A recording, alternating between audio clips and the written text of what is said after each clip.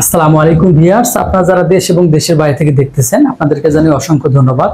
আজকে আমরা মাত্র 1% জায়গার উপরে 2 রুমের বাড়ি করতে বর্তমান সময়ে কত টাকা খরচ হয় আমরা জানবো। এই বাড়িটি আমরা ব্রিক ফাউন্ডেশন দিয়ে একবার হিসাব করব এবং আরেকবার আমরা এটাকে ফাউন্ডেশন দিয়ে আরসিসি ফাউন্ডেশন দিয়ে আজকে হিসাব করব। তো এখানে 1 জায়গা মাত্র, এই জায়গাটার মাপটা আমরা লিখি।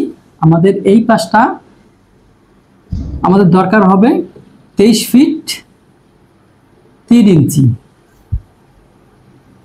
এবং আমাদের এই অংশটা দরকার হবে আউট টু আউট 19 ফিট 3 ইঞ্চি। আমরা যদি এটাকে গুণ দেই তাহলে আমরা 1 একটু বেশি পাবো, অর্থাৎ আমরা 1.02 শতক ডেসিমেল। এই মাত্র 1 জায়গার উপরে আমরা 2টি রুম দেব এবং রুমের সাইজগুলো কত দেব। আমরা এটাকে যদি বেডরুম 1 ধরি, বেডরুম 1 এবং এই দিকে আমরা বেডরুম 2 দুইটা। এখন এই বেডরুমের মাপগুলো কত হবে, আমরা বেডরুমের মাপগুলো লিখতে পারি। আমরা এই দিক দিয়ে আমাদের এই বাড়িটি লিখতে পারি যে 11 ফিট এবং এই দিক দিয়ে লিখতে পারি 12 ফিট। অনুরূপভাবে আমরা বেডরুম 1 পেলাম, এবার আমরা বেডরুম 2 পাবো। আমরা এই দিকেও 11 ফিট বাই 12 ফিট, তাহলে 11 ফিট বাই 12 ফিট দুইটা আমরা রুম পেয়ে গেলাম। এখন আমরা আর কি কি দিতে পারি বা কি দেওয়া যায়, যেহেতু আমাদের এই বাড়িটি কমপ্লিট করতে গেলে আপনাকে অন্তত আরো 2টা জিনিস লাগবে। একটা হচ্ছে টয়লেট এবং আরেকটা হচ্ছে কিচেন রুম, তাহলে কিন্তু একটা বাড়ি পরিপূর্ণ হবে থাকার মতন।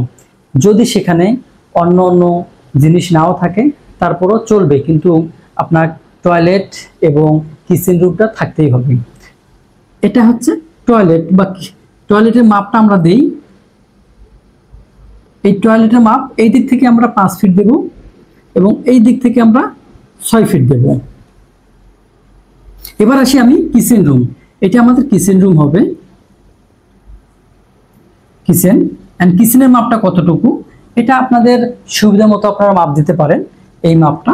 তো আমরা এই মাপটা যদি দেই 7 ফিট এবং এই মাপটা আমাদের যেহেতু এই মাপ একই সেহেতু এখানে 6 ফিট রয়েছে। এবং এই যে বাকি অংশটা, এই অংশটা আপনারা ডাইনিং বা ড্রয়িং হিসাবে ব্যবহার করতে পারেন সমস্ত জায়গা। তো এখানে আপনারা রুমের দরজাগুলো কোথায় দিবেন, দরজা এখানে একটা দিবেন, এখান থেকে এখানে একটা দিবেন, টয়লেটের দরজা এখানে দিবেন, কিচেনের দরজা হয় এখানে নয় এখানে, এখানে দেন। তাহলে আমাদের দরজাগুলো হয়ে গেল। এগুলো যদি আমরা ডি দেই, এগুলো হচ্ছে D1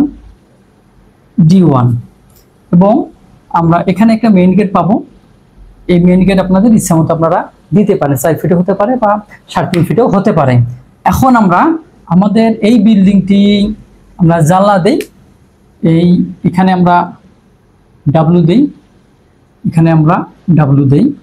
অনুরূপভাবে এটা এর জন্য আমরা এখানে দিতে পারি W1 দেই, এখানে আমরা দিতে পারি এদিকে W2।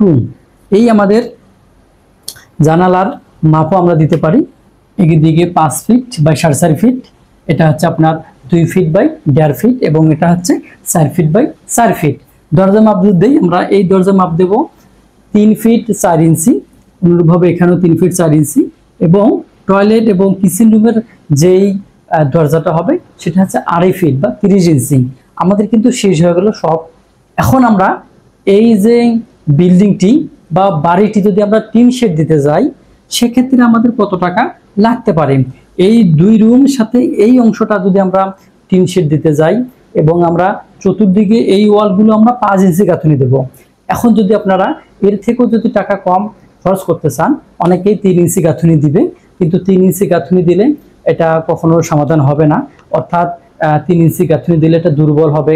আবার দেখা যায় যে অনেক সময় ইলেকট্রিক্যাল লাইনগুলো কাটার জন্য যে ইটগুলো কাটতে হয় সেক্ষেত্রে দেখবেন যে খুবই সমস্যা হচ্ছে। এই কারণে 3 ইঞ্চি গাঁথনি করা যাবে না, আপনাকে 5 ইঞ্চি ওয়ালগুলো গাঁথনি করতে হবে। এবং আপনাকে জায়গায় জায়গায় এই যে সব কর্নারগুলো এখানে এখানে এখানে এইভাবে কিন্তু ইটের পিলার দিতে হবে। সেই পিলার আপনার হবে 10 ইঞ্চি বাই 10 ইঞ্চি। যেহেতু এখানে যদি একটা পিলার দেন তো এখানে এইভাবে হবে, অর্থাৎ বাইরের দিকে পিলারটা আমার বোঝা যাবে, এইভাবে পিলারটা দিতে হবে। তো এইভাবে দিয়ে আপনি যদি এই 2 রুম যদি কমপ্লিট করতে যান তাহলে আপনার টিন শেড, প্রথমে আমরা টিন শেড আমরা লিখব। টিন শেডের বেলায় আমাদের খরচ হবে 7 লক্ষ টাকা খরচ হবে আমরা যদি টিন শেড দিতে যাই। এখন আসি, আমরা যদি আরসিসি দেই তাহলে কি করব? যদি আমরা আরসিসি দেই সেক্ষেত্রে আমরা এই যে ইটের পিলারগুলো, সেই পিলারগুলোতে আমরা সেখানে 8 ইঞ্চি বা 7 ইঞ্চি পিলার দিব বা কলাম দিব, এবং সেই সাথে আমরা এটা ছাদ দিব, গেট বিম দেব এবং বেস দেব। আমরা গেট বিমও সাথে দিতে পারি, তো আপনাদের ইচ্ছা মতো আপনারা দিতে পারেন। এইভাবে যদি আপনারা এই বাড়িটি কমপ্লিট করেন তাহলে আপনাদের আরসিসি আমরা লিখি, আরসিসি দিয়ে যদি এই বাড়িটি আপনারা কমপ্লিট করেন সেই ক্ষেত্রে আপনাকে 11 থেকে 12 লক্ষ টাকা লাগবে। তাহলে আমরা আজকে জানলাম যে মাত্র 1 শতক জায়গার উপরে এরকম একটা বাড়ি করতে গেলে বর্তমান সময়ে খরচ হতে পারে। আপনারা যদি সেটা টিন শেড দেন, অর্থাৎ চতুর্দিকে 5 ইঞ্চি গাঁথনি, সে এর উপরে আপনার টিন শেড, সেই ক্ষেত্রে 7 লক্ষ টাকা খরচ হবে। এবং যদি আরসিসি দিতে যান তাহলে আপনার 11 থেকে 12 লক্ষ টাকা খরচ হবে। তো আজকের মতো ভিডিও এখানে শেষ করব। আপনারা ভালো থাকেন, সুস্থ থাকেন, আল্লাহ হাফেজ।